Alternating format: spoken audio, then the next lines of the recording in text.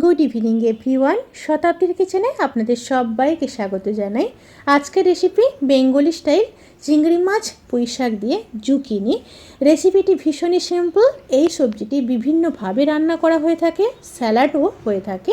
তো চলুন যেই পদ্ধতিতে আমি বানিয়েছি দেখে নেওয়া যাক সেই পদ্ধতিটি। রেসিপিটি বানানোর জন্য আমি এখানে দুটো কালারের জুকিনি ব্যবহার করেছি, একটা ইয়েলো আর একটা গ্রিন। দুটো জুকিনি দিয়ে এই রেসিপিটি বানাবো। প্রথমে সবজিগুলোকে ধুয়ে কেটে তারপর ফিরে আসছি। প্রথমে কড়াইতে সর্ষের তেল দিয়ে দেব। তেলটা গরম হয়ে গেলে লবণ হলুদ দিয়ে মেখে রাখা 150 গ্রাম চিংড়ি মাছ ভেজে নেব।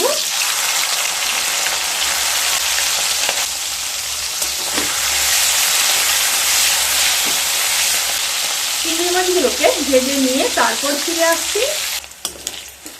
চিংড়ি মাছগুলো ভাজা হয়ে গেছে, এবার চিংড়ি মাছগুলোকে তুলে নেব।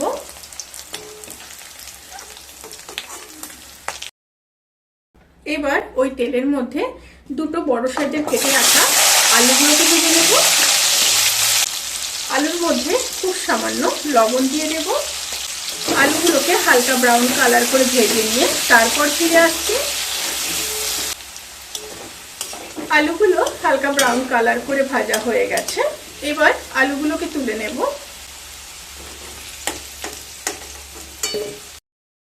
এবার ওই তেলের মধ্যে দুটো শুকনো লঙ্কা পাতা, হাফ চামচ গোটা জিরে, হাফ চামচ পাঁচফোড়ন দিয়ে একটু নেড়ে নেব।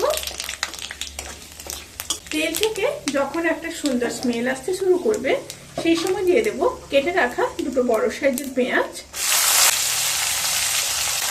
পেঁয়াজ দিয়ে পেঁয়াজগুলোকে হালকা ব্রাউন কালার করে ভেজে নেব। পেঁয়াজগুলো যখন হালকা ব্রাউন কালার করে ভাজা হয়ে যাবে তখন দিয়ে দেব কেটে রাখা একটা মিডিয়াম সাইজের টমেটো।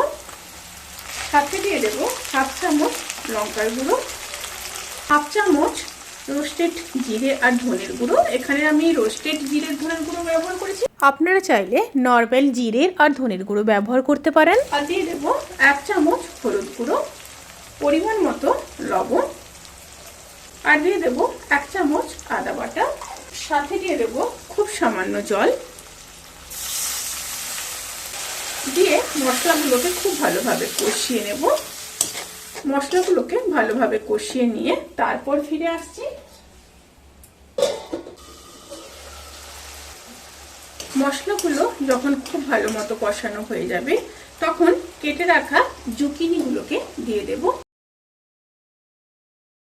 এই সবজিগুলো কিন্তু খোসা ছাড়ানোর দরকার নেই, খোসা সহ কিন্তু রান্না করা যায়। আর এখানে দুটো জুকিনি নিয়ে আছে 1 কিলো, সেই অনুযায়ী আমি সমস্ত মশলা অ্যাড করলাম। এবার মশলার সাথে খুব ভালোভাবে মিশিয়ে নেব।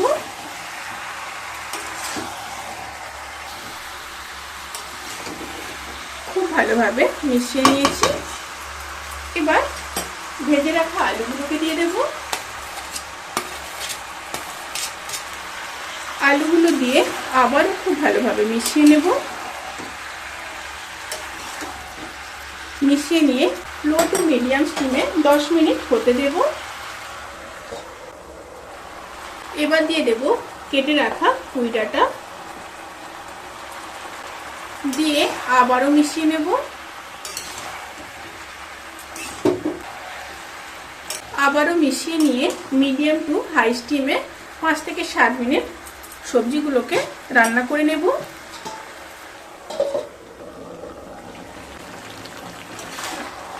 সবজিগুলো যখন প্রায় 75% সেদ্ধ হয়ে আসবে সেই সময় দিয়ে দেব কেটে রাখা পুঁই শাক। পুঁই শাকগুলোকে কিন্তু সবজি যখন 75% বা 80% সেদ্ধ হয়ে যাবে তারপরই দেবেন, প্রথম থেকে দেওয়ার কোনো রকমই দরকার নেই। সাথে দিয়ে দিলাম দুটো চেরা কাঁচা লঙ্কা, দিয়ে আবারও খুব ভালো মতো মিশিয়ে নেব।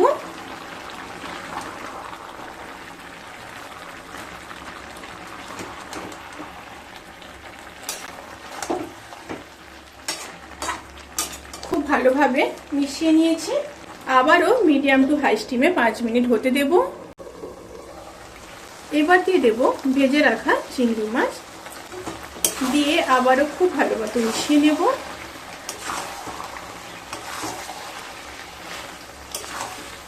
রান্নাটি প্রায় হয়ে এসছে।